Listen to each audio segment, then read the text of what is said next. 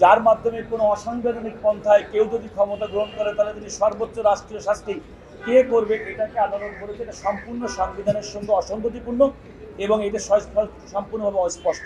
সে কারণে সংবিধানের সাথে ক অনুচ্ছেদ বাতিল করেছে।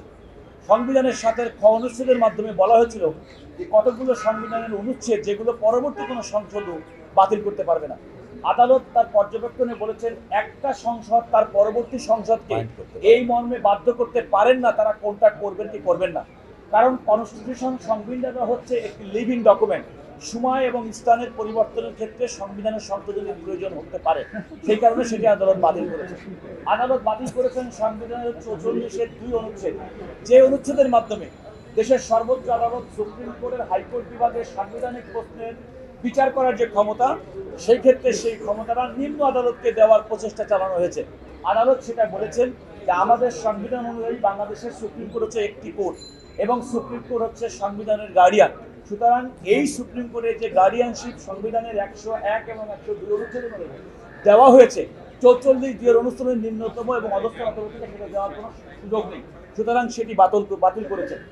আদালত পরবর্তীতে বাতিল করেছেন সেটি হচ্ছে সংবিধানের 142 অনুচ্ছেদ। আপনাদেরকে এই কথাটা মনে রাখতে হবে, তার আগে আমি 58টা এটা কিন্তু বাতিল করে নাই। 58টা হচ্ছে বলেছেন 58 সংবিধানের নির্দলীয় তত্ত্বাবধায়ক সরকারের যে ব্যবস্থা, বেগম খালেদা জিয়া তার সরকারের সময় বাংলাদেশের গণতন্ত্র, আইনের শাসন এবং মানুষের ভোটাধিকার রক্ষার জন্য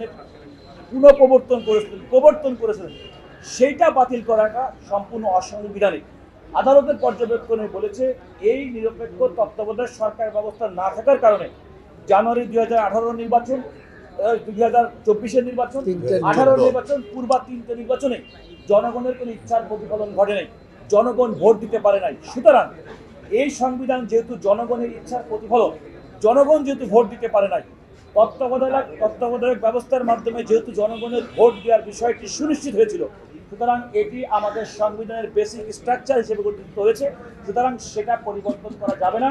আদালত বলেছেন নির্দলীয় তত্ত্বাবধায়ক সরকার ব্যবস্থা সংবিধানের 58 অনুচ্ছেদ পুনরুজ্জীবিত করা হয়েছে। আরেকটি আদালত বাতিল করেছে হচ্ছে 142 অনুচ্ছেদ। 142 অনুচ্ছেদের পূর্বে বলা ছিল কিছু সংবিধানের সংশোধনী করতে গেলে গণভোট প্রয়োজন হবে, সেই গণভোট কিন্তু এবং এই গণভোটের বিষয়টি 12তম সংশোধনীর মাধ্যমে সংবিধানে পুনঃপ্রবর্তন করা হয়েছিল। আদালত বলেছে এই গণভোটের বিধানটি রেখে 12তম সংশোধনীর মাধ্যমে গণভোটের বিধান সংকলিত সংবিধান সংশোধনের যে ক্ষমতা, সেই অনুচ্ছেদটি পুনরুজ্জীবিত হবে।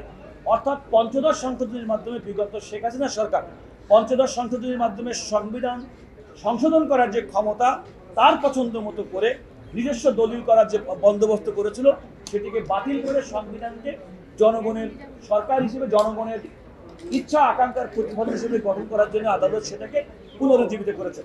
সবচেয়ে বড় কথা যে কথা বলেছেন আদালত, দুইটি বিষয় অত্যন্ত স্পষ্টত বলেছেন। আমি যেটি বলেছিলাম, আদালত তার রায়ের মাধ্যমে জুলাই অভ্যুত্থান এবং আগস্টের ছাত্র জনতা এবং আমাদের যে সম্মিলিত সংগ্রাম, সেই সংগ্রামটাকে ওনারা স্বীকৃতি দিয়েছেন।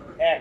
2 নম্বর, ভবিষ্যতের পার্লামেন্টের কাছে সংবিধানের এই যে 54টা সংশোধন করেছিলেন, এই 54টা সংশোধনের বাকি সংশোধনীগুলো সম্পর্কে পরবর্তী সংসদ তারা জনগণের ইচ্ছার প্রতিফলন ঘটিয়ে সেই ব্যাপারে যথোপযুক্ত সিদ্ধান্ত গ্রহণ করবেন বলে আদালত মন্তব্য করেছেন। সেই বিষয়ে কোনো সুনির্দিষ্ট বলেননি তারা, সেটা পরবর্তী পার্লামেন্টের পরে